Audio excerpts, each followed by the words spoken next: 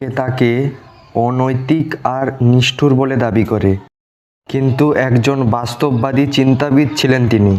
বর্তমান সময় সকল বড় বড় রাজনৈতিক নেতারা তাকে অনুসরণ করে চলেন। হ্যাঁ, আমি আলোচনা করছি ম্যাকিয়াভেলি নিয়ে, নিকোলা ম্যাকিয়াভেলি। বর্তমান সময়ের দিগ্গজ রাজনৈতিক নেতারা ম্যাকিয়াভেলির এই 3টা পথ অনুসরণ করে চলুন আজকে আলোচনা করা যাক সেই 3টা পথ।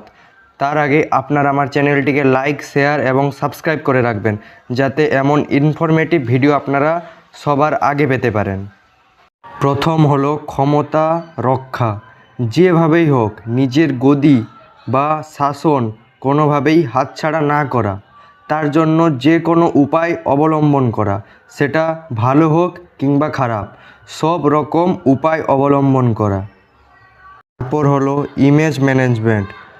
নিজেকে সবসময় জনগণের সামনে শক্তিশালী হিসেবে তুলে ধরা, এমনকি ভিতর থেকে দুর্বল হলেও। তৃতীয় হলো নৈতিকতা বনাম বাস্তবতা।